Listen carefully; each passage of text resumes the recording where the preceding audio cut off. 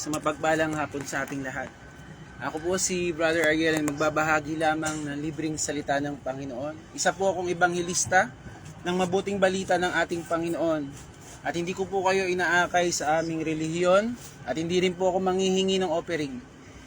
Sinadya ko na pong mangaral kasi mamaya maingay na, hindi na maririnig ang salita ng Panginoon. Habang naghihintay po tayo ng oras, gusto ko pong bahagi ang libreng salita ng ating Panginoon. Kung kayo nakasamba na, nakasimba na, mabuti po yan, nakapakinig na po kayo. Pero ito po'y udyok ng Panginoon na kung hindi ka pa nakapakinig na salita ng Panginoon, ay makinig ka. Sinabi ng Bible, ang pananampalataya ay bunga ng pakikinig at pakikinig ng salita ng Diyos. At ang dala ng pananampalataya sa Panginoon ay dala ng kaligtasan sa mga taong sasampalataya sa Kanya. Sabi sa Roma 1:16, ito po yung gusto kong ibahagi ngayong sa jeep na ito.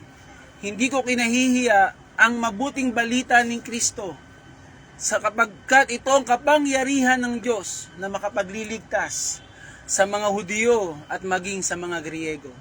Pagpalain ang salita ng ating Panginoon. Ako po bilang isang Kristiyano, bilang isang tagasunod ni Jesus, ay hindi ko po ikakahiya ito. Dahil ito po ay mabuti.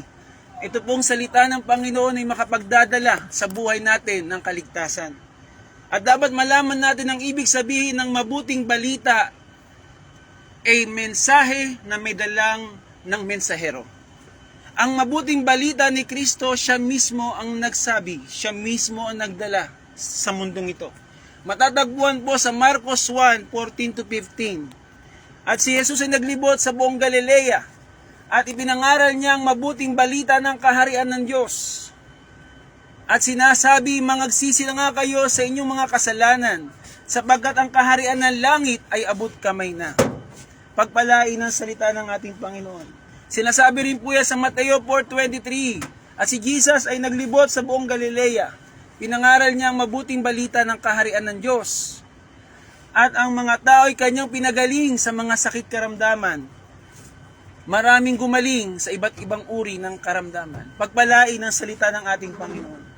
Ang mensahe ng Panginoon ay nagdadala ng kaligtasan. Ang salita ng Panginoon ay nagdadala ng himala, may kasamang kapangyarihan sa mga taong sasampalataya sa Panginoon. Ang dakilang himala, hindi lamang po yung magkapera ka, gumaling ang karamdaman mo, kundi maligtas ang iyong kaluluwa. Yun ang tunay na himala. Mapakamtan mo man lahat ng bagay sa mundong ito, ngunit mapahamak naman ang kaluluwa mo, anong kapakinabangan nito? Ang buhay ng tao, aminin man natin hindi, lahat ng sinilang sa mundong ito ay may dalawang kamatayan. Una, ang kamatayang espiritual. Ang tao ay namatay sa kaugnayan sa Diyos dahil sa kasalanang nagawa ng ating mga ninuno, si Adan at Eva. Hindi man natin ito aminin, pero sinabi ng Biblia, ang lahat ay nagkasala at wala nakaabot sa pamantayan ng Panginoon. Kaya ang tao ay dadanas ng kamatayang espiritual, pagkalayo sa Diyos. Ang tao original ay may buhay na walang hanggan. Ang tao original ay may eternal life. Kasama ng tao si Adan at Eva, kasama ang Diyos, mga minamahal. Sila ay nilagay sa paraiso dito sa lupa, pero ang paraisong yon ay langit sa lupa. Ang kaugnayan ng tao sa Diyos ay malaya, pinagpala, walang sakit, walang karamdaman, walang kamatayan. Pero dahil sa pagsuway ng tao sa kanyang boundary, may boundary kasi ang Diyos. Hindi ka pwede lalagpas sa kanyang salita. Namatay ang tao. Hindi naman namatay si Adan at Eva nung kinain yung bunga namatay. Namatay ang kanilang pagiging anak. Namatay ang buhay na walang hanggan. Namatay ang kanilang liwanag at espiritu ng Diyos sa buhay nila. Ang tao ay nalayo sa Diyos at simula nun, ang tao naghirap, ang tao ay pumasok sa ikalawang kamatayan. Ito na yung kamatayang pisikal. Kaya ang tao, aminin man natin hindi, may panahon ng pagsilang, may panahon ng kamatayan. Ito yung pisikal. Pero ang pinakamasaklap sa kamatayan ay hindi ka makapasok sa kaharian ng Diyos. Kaya ang Panginoon ay may dalang buhay, hindi kamatayan. Naparito siya upang bigyan tayo ng buhay na walang hanggan. Gayon na lamang ang pag-ibig ng Panginoon sa sanlibutan. Ibinigay niya ang kanyang bugtong na anak. Sino po yung bugtong na anak? Si Jesus. upang ang sino mang sumampalataya sa Kanya hindi mapapahamak, magkaroon ng buhay na walang hanggan. Yun yung nawala sa tao. Ang buhay na may kaugnayan sa Diyos, ang buhay na walang hanggan, ang buhay na magmamana ng kaharian ng Diyos. Kung ang sino mang makikinig at magsisisi, sinabi ng Bible, magbabago ng isip, tatanggapin ang kaloob ng Panginoon, bibigyan kanya ng double life. Kung una, double death. Pero pag kay Jesus, buhay na walang hanggan. Sino mang sasampalataya tatanggapin si Jesus ay bibigyan ng kapangyarihan ng Diyos, mapatawad ang iyong kasalanan. Ang kapatawaran ng kasalanan ay kamatayan. Kaya si Jesus ay namatay sa krus ng Kalbaryo para yung kapangyarihan ng kasalanan ay matubos tayo, mapalaya tayo sa kasalanan, mapalaya tayo sa ating pagbagsak. Dahil sa kanyang dugo sa krus, tayo ay mapapatawad, malilinis. Dahil sa kanyang katawang nahirapan, tayo ay pagagalingin sa ating karamdamang pisikal. At hindi lamang karamdamang pisikal, pag tayo namatay na sa pisikal, bibigyan ka ng katawang maluwalhati. Ito yung eternal life. Ito yung eternal body na pinangako ng Diyos sa mga nangatutulog kay Jesus. Sa mga natapos ang buhay na sumunod sa Panginoon, sila'y nangatutulog at nag-aantay sa muling pagkabuhay. Kaya mga minamahal, ang pangako ng Diyos ay para sa lahat, pero hindi lahat ay makakapasok. May nagtanong, marami po bang maliligtas, Panginoon? Ang sabi ng Panginoon, pilitin nyo makapasok, sapagkat malapad ang daan patungo sa kapahamakan at maraming dumadaan dito. Ngunit makipot ang daan patungo sa buhay, kakaunti lang ang makakapasok. Sino po yung daan sa makipot na pintuan na yon? Si Jesus. At ang pintuan na yon ay hindi pagpasok sa isang building, simbahan o relihiyon. Ito'y pagpasok sa kaharian ng Diyos. Ang pagpasok sa kaharian ng Diyos ay bagong buhay. Eternal life. Pagtanggap sa kaloob ng Panginoon, ang buhay na walang hanggan. Sige po, isa na lang dito. Okay. Ang pangako ng Panginoon, sabi nung nagtatanong, nakita ko, Panginoon, ikaw ay mabuting guro. Dahil walang makakagawa ng himalang ginawa mo, maliban sinasamahan ka ng Diyos. Sabi ng Panginoon doon sa mabuting guro, maliban ikaw ay panganak muli, hindi mo makikita ang kaharian ng Diyos. Maliban ikaw ay ipanganak sa tubig at espiritu, hindi ka makakapasok sa kaharian ng Diyos. Sabi niya, paano ako makapasok sa kaharian ng Diyos? Matanda na ako. Babalik ba ako sa sinapupunan ng nanay ko para isilang muli? Ang ipapanganak sa laman ay ipapanganak sa laman. Nung ipapanganak sa espiritu ay sa espiritu. Huwag ka magtaka, lahat kailangang ipanganak muli. Lahat matanggap ang buhay na galing sa Panginoon. Ito hindi na unang pisikal na kapanganakan, kundi born again. Ito'y pagiging anak ng Diyos. Hindi mo na kailangan paghirapan para ikaw ay makapasok sa kaharian ng langit. Hindi mo kailangan maging mabuting gawa o mabuting tao para magawa yon. Dahil meron nang gumawa noon. Nagbayad ng ating kasalanan. Namatay sa krus ng Kalbaryo para tayo tubusin. Ang kailangan mo na lang tanggapin ang biyaya ng Diyos at sampalatayanan ng tinapos na gawa ni Jesus. At ika'y bibigyan niya ng buhay na walang hanggan. Pagpalain ng salita ng Panginoon. Dito po.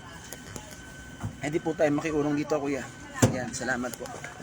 Salamat sa salita ng Panginoong nahayag na yon. Sinabi na ni Jesus, huwag kang magtaka. Lahat kailangang ipanganak muli. Lahat kailangang matanggap ang buhay na nais ng Panginoon. Kaya sinabi niya ito, magsisi na kayo. Kung ano yung alam mong tama, okay yan. Pero kung hindi mo alam ang mabuting balita ng Panginoon, at hindi ka magsisi, di mo sampalatayanan ang ginawa ng Panginoon. Tanggapin si Jesus, kapatid. Ang kapahamakan ay hindi mo kayang takasan. Dahil lahat na nabuhay sa mundong ito, haharap sa Panginoon. At tayo po ay kailangan nating magsulit. Ang kailangan na makita ng Diyos, tayo ay Kanya. Kaya sa Colossus 1:13, namatay siya upang iligtas tayo sa kapangyarihan ng kadiliman. At iligtas tayo, ilipat tayo sa kaharian ng bugtong na anak. Ngayon po, ang mensahe ng yan lang po, mensahe ng Panginoon. Nais ng Lord, ikaw ay palayain sa kasalanan. Nais ng Diyos, ikaw ay bigyan ng pagkakataon, bigyan ng buhay, bigyan ng kalayaan, mabago ang buhay. Ang tanong, papapasukin mo ba ang Panginoon sa buhay mo. Kung siya'y kumakatok sa tahanan mo, papapasukin mo kung makikita mo siya si Jesus, naniniwala ako.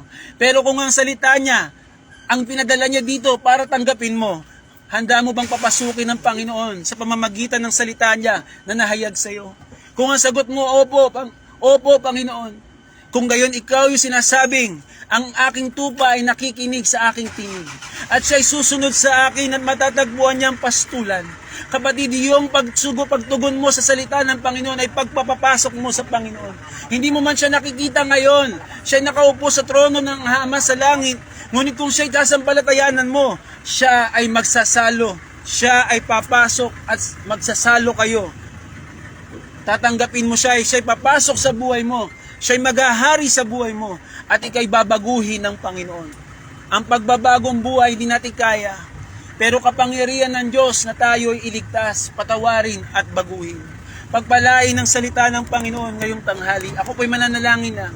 Magbalik loob po tayo sa Panginoon hanggat hindi pa huli ang lahat. Papasukin ng Panginoon sa puso natin. Ikaw ang tunay na church, hindi yung building. Ikaw ang tunay na tinatawag ng Diyos at kinakatok ng Panginoon para siya'y manahan sa buhay mo at idaling ka sa kaharian ng kanyang bugtong na anak.